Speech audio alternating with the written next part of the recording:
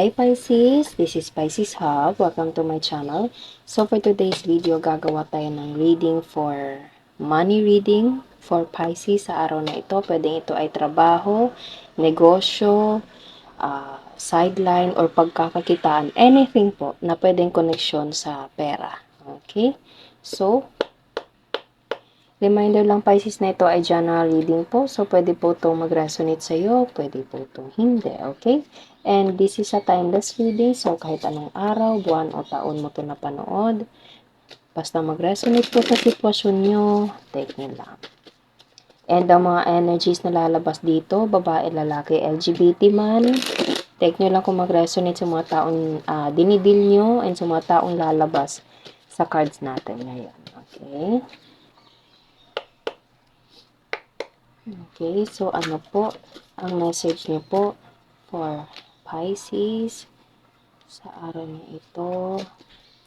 Merong nag-flip dito, tatlo. Okay, Nine of Cups, Page of Pentacles, and Page of Wands. Okay, so pwedeng this is a new opportunity for you to receive Pisces. But bigla ako naisip na nasabi yung word na representative. Okay, so pwedeng ikaw yung mapipiling mag-represent for something, Pisces. Pwedeng ito ay kumpanya mo, trabaho, negosyo. Ikaw yung napili, ikaw yung parang mapagkakatiwalaan. Okay? And this is a new opportunity for you kasi dalawa yung page natin dito and yung page is represents as younger energy, young energy. Okay? So, young energy represents as fresh, new start. So, there is someone na parang mag-aalok sa'yo nito, Pisces. As I said kanina, bigla ko nasabi yung represent, okay? So, you will be the, kumbaga, chosen one for you to represent this kind of parang project, um, negosyo, trabaho, or anything po. Coming from this person na Nine of Cups, this person is, sobra siyang, alam mo yun, sobrang laki ng tiwala ng taong to sa'yo. He or she is proud of you and parang andun yung trust niya sa'yo na magagawa mo to lahat. Magagawa mo to, alam niya na gagawin mo yung best mo, alam niya na magsa-study ka, magre-research ka, okay? Or something na alam mo yun, yung parang ikaw yung napili niya, ikaw yung na ano niya na mas magkakagawa ng mas maayos na trabaho. Okay, you are the chosen one, Pisces, for this kind of offer, for this kind of trabaho.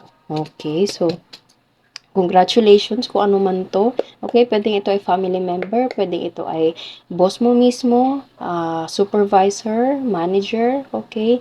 Basta there is something na parang, oh, ikaw, Pisces, ikaw yung magaganito, okay? Kasi ikaw yung kilala kong makakagawa ng mas mabuti. Okay, parang ganun. Sobrang ganda. Okay, so ano pa po ang message po for Pisces? For money reading, meron tayo ditong Page of Cups, Page of Pentacles, merong pera na involved, okay? And meron tayo ditong Page of Wands, which is opportunities, okay? So, there's an opportunities and there's a money involved. So, trabaho, pagkakakitaan, negosyo. Yes, the Fool. The Fool represents as new beginning, Pisces. Sobra tong bago sa'yo.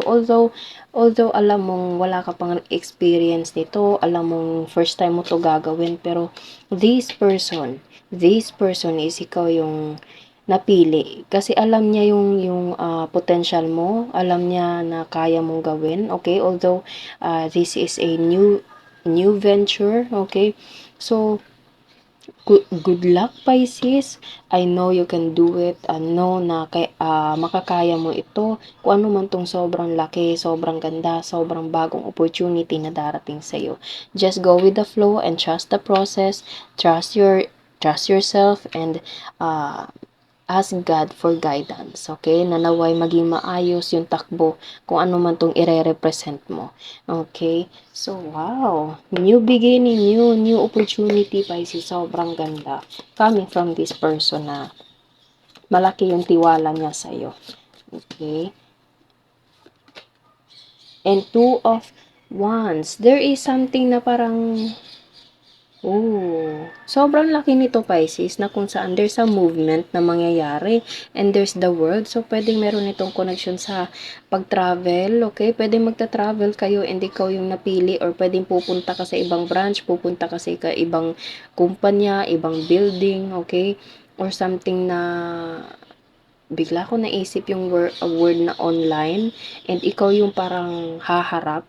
Wow, sobrang laki ng opportunity na to Pisces. And this person, although wala ka pang experience dito, pero sobra niyang, alam mo yun, trusted sa potential mo.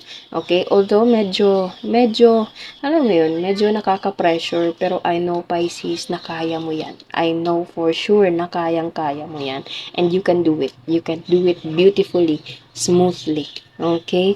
Wow, sobrang ganda naman ito. Fresh, fresh.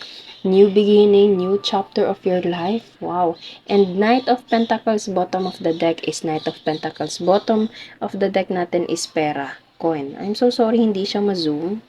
Okay, pasensya na po, ganyan na lang. Okay, so there's a money involved. Although, this is a parang slowly pero surely siya. Slowly and surely money, opportunity na gagawin mo Pisces. Okay? Good luck Pisces sa kung ano man tong magandang opportunity na ibibigay sa'yo and congratulations in advance. Sobrang gandang pera, pagkakakitaan, opportunity, trabaho ang darating sa'yo according to our reading for today. Okay? So, yun lang po Pisces ang ating reading sa araw na ito. Naway nagustuhan niyo po. Huwag niyo po sanang kalimutan na mag-like at mag-subscribe po sa ating channel and click the bell button Pisces para ma-notify po kayo sa next videos na i-upload natin. Okay? Thank you Pisces and God bless!